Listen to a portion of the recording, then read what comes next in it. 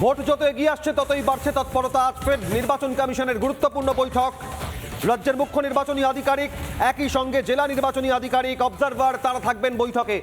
সরাসরি সহকর্মী অনুপম পাত্রের কাছ থেকে বিস্তারিত জানবো। অনুপম, যত দিন এগিয়ে আসছে নির্বাচনের নির্ঘণ্ট ঘোষণার, ততই তৎপরতা বাড়ছে। আজকের বৈঠকে মূলত আলোচ্য বিষয় কি, সর্বশেষ কি খবর?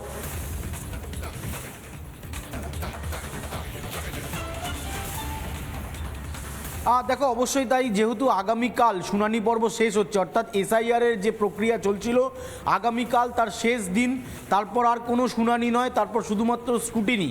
সেই শেষ দিনের আগেই গুরুত্বপূর্ণ বৈঠক, অত্যন্ত তাৎপর্যপূর্ণ অনেকেই বলছেন। কারণ এই যে এসআইআর প্রক্রিয়া এই মুহূর্তে কোন পর্যায়ে রয়েছে, সেটা মূলত জাতীয় নির্বাচন কমিশনের যারা সিনিয়র অফিসিয়ালস রয়েছেন, তারা এ রাজ্যের মুখ্য নির্বাচন আধিকারিক এবং একইভাবে যারা ডিস্ট্রিক্ট ইলেকট্রাল অফিসার, অবজারভার রয়েছেন, তাদের কাছে জানতে চাইবেন। এক, দ্বিতীয়ত হচ্ছে যে এই যে এসআইআর পর্ব মিটলেই, মানে শুনানি পর্ব শেষ, স্ক্রুটিনি শেষ, তারপরে যে চূড়ান্ত ভোটার তালিকা প্রকাশ করা হবে, তার জন্য পশ্চিমবঙ্গে মুখ্য নির্বাচন আধিকারিকের দফতর কতটা তৈরি, পূর্ণাঙ্গ তালিকা কিভাবে প্রকাশিত হবে, অফলাইন অনলাইন কিভাবে মানুষ দেখতে পারবেন, এরপর পূর্ণাঙ্গ ভোটার তালিকা প্রকাশের পর যদি কেউ মনে করেন কেউ বৈধ ভোটার, তিনি কিভাবে ফর্ম 6-এর মাধ্যমে আবেদন করতে পারবেন, তার কি প্রক্রিয়া, এই যে যাবতীয় প্রসেসটা, সেই প্রসেসটা নিয়ে কিন্তু আজকে দীর্ঘ আলোচনা, ইতিমধ্যেই সেই ভার্চুয়াল বৈঠক শুরু হয়েছে। অন্যদিকে তোমায় জানিয়ে রাখি, এই সমস্ত প্রক্রিয়া শেষ হয়ে যাবে 28 তারিখ, যে চূড়ান্ত ভোটার তালিকা প্রকাশ করে দেবে নির্বাচন কমিশন। তারপর পশ্চিমবঙ্গে বিধানসভা নির্বাচন। এর মাঝখানে ঘটে যাওয়া দু একটা খুব ইম্পর্টেন্ট বিষয়, সেটা হচ্ছে 58 লক্ষ নাম বাদ।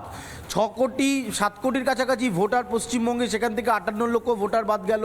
স্বাভাবিকভাবে এইটা তোমাকে বুঝে নিতে হবে যে এই 58 লক্ষ ভোটার বাদ যাওয়া মানে কিছু বুথ কমে যাওয়া। সেখানে আর কি সম্ভাবনা তৈরি হয়, নজর থাকবে।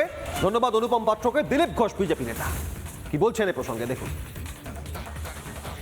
পশ্চিমবাংলায় এসআইআরকে যেভাবে পাবলিকের সামনে তুলে ধরেছে টিএমসি সরকার, একটা বিরাট বড় বিপদ হিসাবে, আর নিজেরা নন কোঅপারেট করছে, এটা চ্যালেঞ্জিং নির্বাচন কমিশনের সামনে সময় শেষ করাটা।